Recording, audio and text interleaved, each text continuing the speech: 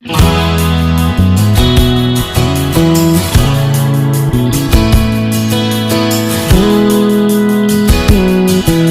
Morning, welcome to all. आज की class में आप सभी का स्वागत है। हमारा लेसन स्टार्ट है सदाचार का ताबीज, जिसके लेखक हैं हरिशंकर परसाई। कहानी के पहले भाग में हमने आपको बताया कि कैसे हास्य व्यंग के माध्यम से एक कहानी को लिखकर, एक कहानी के द्वारा अर्थात कहानी में रचे गए पात्रों के द्वारा हरिशंकर परसाई जी ने समाज में, मुख्य रूप से प्रशासन में, शासन व्यवस्था में व्याप्त भ्रष्टाचार को उजागर करने का प्रयास किया है। एक राजा जो अपने राज्य में फैले हुए भ्रष्टाचार से अत्यंत दुखी थे, वे अपने कर्मचारियों को बुलाकर प्रश्न करते हैं कि भ्रष्टाचार कहाँ है, वह कैसा दिखता है। तो कर्मचारी उनकी चापलूसी करते हुए कहते हैं कि महाराज, हमें तो बस आपकी विराट सूरत देखने की आदत सी हो गई है, इसलिए हमें भ्रष्टाचार दिखता ही नहीं, क्योंकि वह बहुत सूक्ष्म है। इसे तो केवल विशेषज्ञ ही बता सकते हैं कि वे कैसा दिखता है। भ्रष्टाचार देखने में कैसा है और उसको कैसे पहचाना जाए, इस बात की परख करने के लिए राजा ने विशेषज्ञों को बुलवाया। विशेषज्ञों ने भ्रष्टाचार के इतने अलौकिक गुण बताए कि राजा हैरान रह गए। भ्रष्टाचार कैसा होता है, यह प्रश्न करने पर उन्होंने बताया कि भ्रष्टाचार अत्यंत सूक्ष्म होता है, उसे देखा नहीं जा सकता, सुना नहीं जा सकता, केवल अनुभव किया जा सकता है, केवल महसूस किया जा सकता है। राजा हैरान हो गए और कहने लगे, ये तो बिल्कुल ईश्वरीय गुण है कि जिसे सिर्फ अनुभव से जाना जा सके। वे विशेषज्ञों से अन्य प्रश्न करते हैं कि कैसे इस भ्रष्टाचार को पकड़ा जा सकता है, कैसे इस समस्या को दूर भगाया जा सकता है। आइए आज की कहानी में देखेंगे, कहानी के इस भाग में, कि विशेषज्ञ उन्हें क्या सलाह देते हैं। राजा ने विशेषज्ञ जाति के 5 आदमी बुलाए थे और उनको रिसर्च करने के लिए कहा था, और उन लोगों ने रिसर्च करके ये बात राजा को बता दी। अब विशेषज्ञों ने कहा, हाँ महाराज, अब भ्रष्टाचार ईश्वर हो गया है। जब राजा ने आश्चर्यचकित होकर कहा कि यह तो ईश्वरीय गुण है, तो क्या भ्रष्टाचार ईश्वर है? तब विशेषज्ञों ने कहा, हाँ महाराज, आज के समाज में तो भ्रष्टाचार ही ईश्वर हो गया है। एक दरबारी ने पूछा, पर वह है कहाँ, कैसा अनुभव होता है? विशेषज्ञों ने जवाब दिया, वह सर्वत्र है। सर्वत्र है यानी सभी स्थानों पर व्याप्त है। वह इस भवन में है, वह महाराज के सिंहासन में है। सिंहासन में है, कहकर राजा साहब उछलकर दूर खड़े हो गए। राजा साहब ने जब ये सुना कि मेरे सिंहासन में भी भ्रष्टाचार है, तब वे सिंहासन से उठकर दूर खड़े हो गए। विशेषज्ञों ने कहा, हाँ सरकार, सिंहासन में है। पिछले माह इस सिंहासन पर रंग करने के लिए जिस बिल का भुगतान किया गया था, वह बिल झूठा था। वह वास्तव में दुगुने दाम का था। आधा पैसा बीच वाले खा गए। आपके पूरे शासन में भ्रष्टाचार है, और वह मुख्यतः घूस के रूप में है। अब भ्रष्टाचार किस रूप में है, इसका पहला उदाहरण देते हुए जो विशेषज्ञ आए थे, उन्होंने कहा, महाराज, पहला उदाहरण यही देखिए अपने सिंहासन में, कि अपने सिंहासन को पॉलिश करने के लिए, कलर करने के लिए आपने जो बिल पेमेंट किया है, वो बिल तो झूठा है। उसमें खर्चा तो आधा था, दुगने रकम की बिल बनाकर आपको दे दी गई और आपने उसे अदा कर दिया। इस तरह भ्रष्टाचार का एक महत्वपूर्ण जो रूप है, वह घूस के रूप में अर्थात रिश्वत के रूप में समाज में मौजूद है। कोई भी कार्य बिना रिश्वत के नहीं होता। यह रिश्वत ही भ्रष्टाचार का एक रूप है। राजा ने कहा, यह तो बड़ी चिंता की बात है, हम भ्रष्टाचार बिल्कुल मिटाना चाहते हैं। विशेषज्ञों, तुम बता सकते हो कि वह कैसे मिट सकता है? अब राजा ने प्रश्न किया कि चलो मान लेते हैं कि हर स्थान पर भ्रष्टाचार घूस के रूप में या रिश्वत के रूप में व्याप्त है, तो हम इसे मिटाना चाहते हैं, हर जगह से मिटाना चाहते हैं, पूर्ण रूप से मिटाना चाहते हैं। जरा बताओ तो इसके लिए क्या किया जा सकता है? विशेषज्ञों ने कहा, हाँ महाराज, हमने उसकी भी योजना तैयार कर ली है। भ्रष्टाचार मिटाने के लिए महाराज को व्यवस्था में परिवर्तन करने होंगे। एक तो भ्रष्टाचार के मौके मिटाने होंगे, जैसे ठेका है तो ठेकेदार है तो अधिकारियों के लिए घूस है, ठेका मिट जाए तो उसकी घूस मिट जाए। इसी तरह और भी बहुत सी चीजें हैं। किन कारणों से आदमी घूस लेता है यह भी विचारणीय है।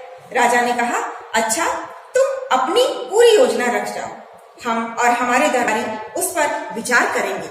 विशेषज्ञ चले गए। राजा ने दरबारियों के साथ मिलकर भ्रष्टाचार मिटाने की योजना को पढ़ा, उस पर विचार किया। विचार करते दिन बीतने लगे और राजा का स्वास्थ्य बिगड़ने लगा। एक दिन एक दरबारी ने कहा, महाराज चिंता के कारण आपका स्वास्थ्य बिगड़ता जा रहा है। उन विशेषज्ञों ने तो आपको झंझट में डाल दिया। राजा ने कहा, पर करें क्या, तुम लोगों ने भी तो भ्रष्टाचार मिटाने की योजना का अध्ययन किया है, तुम्हारा क्या मत है, क्या उसे काम में लाना चाहिए? अब विशेषज्ञों ने क्या बताया राजा को कि हाँ, भ्रष्टाचार मिटाया तो जा सकता है, लेकिन इसके लिए सबसे कठिन जो कार्य है वह यह कि जो प्रशासन व्यवस्था आज तक चली आ रही है उसमें आमूल चूल परिवर्तन करने होंगे, और यह एक बहुत दुरूह कार्य है। जैसे उदाहरण के लिए आपको ठेके का सिस्टम ही खत्म करना पड़ेगा। हर काम के लिए, समाज में कोई भी काम हो, आपके राज्य में कोई भी कार्य होता है, बिना ठेके का नहीं होता है। और जब ठेकेदार किसी ठेके को लेता है तो उसे बड़े बड़े अधिकारियों से संपर्क करना पड़ता है ताकि ठेका उसे मिल सके। पहले ठेका पाने के लिए और फिर कार्य को पूरा करवाने के लिए हर जगह उन्हें बड़े बड़े अधिकारियों को रिश्वत देनी पड़ती है। तो महाराज, यदि आप ठेका सिस्टम ही समाप्त कर दीजिए, टेंडर सिस्टम समाप्त कर दीजिए, तो फिर ठेके सिस्टम में व्याप्त भ्रष्टाचार अपने आप मिट जाएगा। न ठेका होगा, न ठेकेदार होंगे, न अधिकारी होंगे। जिस विभाग का जो कार्य है उसके कर्मचारी ही उस कार्य को करें तो अपने आप भ्रष्टाचार उस विभाग का मिट जाएगा। इसके लिए आवश्यक है कि कर्मचारी भी ईमानदारी से अपने कार्य करें, तब बाहरी ठेकों की आवश्यकता नहीं होगी। और इस प्रकार से विशेषज्ञों ने एक पूरी योजना बनाकर एक पूरी योजना का विवरण बनाकर के राजा को दे दिया। राजा कई दिनों तक अपने दरबारियों के साथ उस पर विचार विमर्श करते रहे, और विचार विमर्श करते कई दिन बीत गए। भ्रष्टाचार को मिटने का उपाय न देखकर राजा का स्वास्थ्य बिगड़ता गया, क्योंकि वे तहे दिल से अपने राज्य से भ्रष्टाचार मिटाना चाहते थे। पर समस्या यह थी कि उनके दरबारी उनका साथ नहीं दे रहे थे, क्योंकि प्रायः भ्रष्टाचार उन अधिकारियों और प्रशासन तंत्र में जो अधिकारी हैं उन्हीं के द्वारा नीचे तक पहुंचता है। इस प्रकार उन्होंने राजा का साथ नहीं दिया।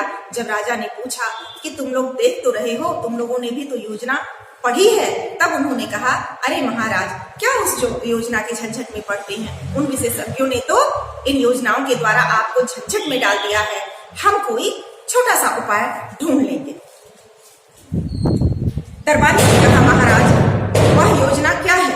एक मुसीबत है, उनके अनुसार कितने उलटफेर करने पड़ेंगे, कितनी परेशानी होगी, सारी व्यवस्था उलट पलट हो जाएगी। जो चला आ रहा है उसे बदलने में नई नई कठिनाइयां पैदा हो सकती हैं। हमें तो कोई ऐसी तरकीब चाहिए जिससे बिना कुछ उलटफेर किए भ्रष्टाचार मिट जाए। अब दरबारी जो पहले ही अपने पदों और पदों से संबंधित भ्रष्टाचार के लिए चिंतित थे, जब उन्होंने देखा कि राजा हम पर आश्रित हो रहे हैं, तो उन्होंने पुनः अपनी चाल चली कि उन विशेषज्ञों के बहकावे में मत आइए। उनके बहकावे में आकर तो आपको पूरा सिस्टम ही चेंज करना पड़ेगा, और पूरा सिस्टम चेंज करना बहुत मुश्किल काम है, क्योंकि एक तो सिस्टम को चेंज करना ही मुश्किल है, और जनता के द्वारा उसको फिर एक्सेप्ट करवाना भी, उसकी स्वीकृति करवाना और सहज रूप में सारी जनता के लिए उसको उपलब्ध कराना भी बड़ा मुश्किल होगा। एक नई व्यवस्था में ढलने में भी समय लगेगा। तो फिर जो परंपरा हमारी वर्षों से चली आ रही है, वही परंपरा, वही शासन व्यवस्था रहे, बस केवल कोई ऐसा उपाय मिल जाए जिससे झटपट से क्या हो जाए, भ्रष्टाचार की पहचान हो जाए और हम उसे दूर करने का प्रयास कर सकें। एक दिन दरबारियों ने राजा के सामने एक साधु को पेश किया, और इसके लिए उन्होंने क्या जुगाड़ लगाया? जुगाड़ यानी युक्ति, उपाय। उन्होंने एक जुगाड़ लगाया, एक उपाय किया, और कहीं से कंदरा में निवास करने वाले एक योगी साधु को ले आए और राजा के सामने प्रस्तुत कर दिया, और कहा, महाराज, एक कंदरा में तपस्या करते हुए इन महान साधक को हम ले आए हैं। इन्होंने सदाचार का तावीज बनाया है, वह मंत्रों से सिद्ध है, और उसके बांधने से आदमी एकदम सदाचारी हो जाता है। साधु ने अपने झोले में से तावीज निकालकर राजा को दे दिया। राजा ने उसे देखा, बोले, हे साधु, इस तावीज के विषय में मुझे विस्तार से बताओ, इससे आदमी सदाचारी कैसे हो जाता है। अब दरबारियों ने युक्ति लगाकर एक साधु को प्रस्तुत किया जिन्होंने एक सदाचार का तावीज बनाया है। अक्सर संतों के पास, बाबाओं के पास लोग जाते हैं और वे विभूति के साथ कोई न कोई ताबीज बनाकर दे देते हैं और लोगों में जो अंधविश्वास, या यूं कह लीजिए बहुत से लोगों में विश्वास प्रचलित है अंधविश्वास के रूप में कि ये ताबीज बांधने से हमारे सारे संकट दूर हो जाएंगे। तो राजा के सम्मुख भी वे सारे जो कर्मचारी होते हैं एक साधु को ले आते हैं और वो साधु राजा को बताता है कि यह एक सदाचार का ताबीज है, अर्थात जब व्यक्ति सदाचारी होगा इसको बांधने के बाद तो अपने आप वह भ्रष्टाचार करना छोड़ देगा। उसके आचरण में जो भ्रष्ट विचारधारा आई है वह अपने आप परिवर्तित हो जाएगी, बदल जाएगी और वह सदाचार का पालन करने लगेगा। और उसने राजा को इस प्रकार से समझाया, महाराज, भ्रष्टाचार और सदाचार मनुष्य की आत्मा में ही होता है, बाहर से नहीं आता। विधाता जब मनुष्य को बनाता है तब किसी की आत्मा में ईमानदारी की कल फिट कर देता है और किसी की आत्मा में बेईमानी की। इस कल से ईमान या बेईमानी के स्वर निकलते हैं जिन्हें आत्मा की पुकार कहते हैं। आत्मा की पुकार के अनुसार ही आदमी काम करता है। प्रश्न यह है कि जिनकी आत्मा से बेईमानी के स्वर निकलते हैं उन्हें दबाकर ईमानदारी के स्वर कैसे निकाले जाए। मैं कई वर्षों से इसी चिंतन में लगा हूँ। अभी मैंने सदाचार का ताबीज बनाया है। जिस आदमी की भुजा पर यह बंधा होगा वह सदाचारी हो जाएगा। मैंने कुत्ते पर भी इसका प्रयोग किया है। यह ताबीज गले में बांध देने से रोटी नहीं चुराता। बात यह है कि इस ताबीज में से सदाचार के स्वर निकलते हैं।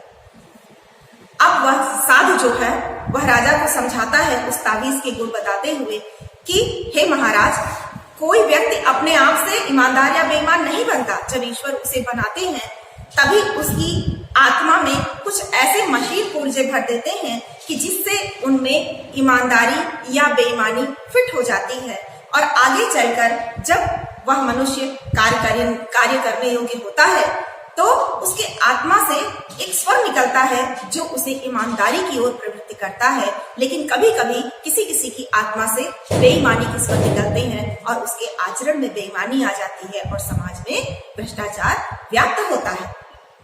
इस प्रकार से वह अपनी बातों से राजा को प्रभावित करने का प्रयास करता है और विश्वास दिलाने के लिए कहता है, मैंने जो ये ताबीज बनाया है उसका प्रभाव यह है कि इसको बांध देने से कुत्ते जैसा जीव भी रोटी चुराकर नहीं खाता।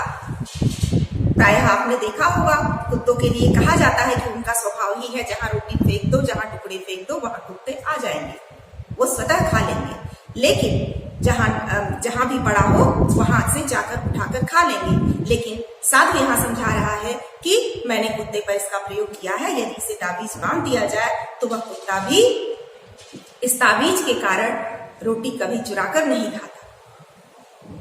इस प्रकार वह राजा को विश्वास दिलाने में समर्थ हो जाता है कि उसका सदाचार का जो ताबीज बना है उसको बांध देने से व्यक्ति के अंदर की जो बेईमानी की आत्मा है या आत्मा में छुपा हुआ जो बेईमानी का स्वर है जिसे वह आत्मा की पुकार कह रहा है। वह यह नहीं कह रहा कि बुद्धि से मनुष्य बेईमान होता है, वह कह रहा है कि प्रत्येक मनुष्य के अंदर आत्मा से जो स्वर निकलता है वह कभी कभी स्वाभाविक रूप से बेईमानी के रूप में निकलता है और आवश्यकता उसको दबाकर सदाचार के स्वर निकालने की है जो काम मेरा ताबीज कर सकता है। वह कहता है जब किसी की आत्मा बेईमानी के स्वर निकालने लगती है तब इस ताबीज की शक्ति आत्मा का गला घोंट देती है और आदमी को ताबीज के ईमान के स्वर सुनाई पड़ते हैं। वह इन स्वरों को आत्मा की पुकार समझकर सदाचार की ओर प्रेरित होता है। यही इस ताबीज का गुण है महाराज। वह क्या कहता है, मैंने जो ताबीज बनाया है इसका यही गुण है कि जिस व्यक्ति की भुजा पर इसको बांध दिया जाएगा उसकी आत्मा से बेईमानी का स्वर नहीं निकलेगा और यदि निकलेगा भी तो ताबीज के प्रभाव से वह बेईमानी का गला घोंट देगा, अर्थात उसके अंदर से स्वतः ही उसके आत्मा की पुकार सदाचार की निकलेगी और व्यक्ति सदाचार की ओर प्रेरित होगा और सन्मार्ग की ओर प्रेरित होगा, भ्रष्टाचार से प्रेरित नहीं होगा और उसकी आत्मा से निकले स्वरों को सुनकर वह सदाचार के कार्य करेगा, न कि भ्रष्टाचार के, अर्थात अच्छाई की राह पर चलते हुए कार्य करेगा, भ्रष्ट आचरण नहीं करेगा। इससे समाज में क्या होगा? भ्रष्टाचार का समापन होगा, भ्रष्टाचार की समाप्ति का प्रयास किया जा सकेगा। आगे क्या उस साधु के ताबीज का असर होता है? क्या वास्तव में उस राजा के शासन तंत्र से भ्रष्टाचार समाप्त हो जाता है? इसका वर्णन हम अगले भाग में करेंगे। तब तक प्रतीक्षा कीजिए।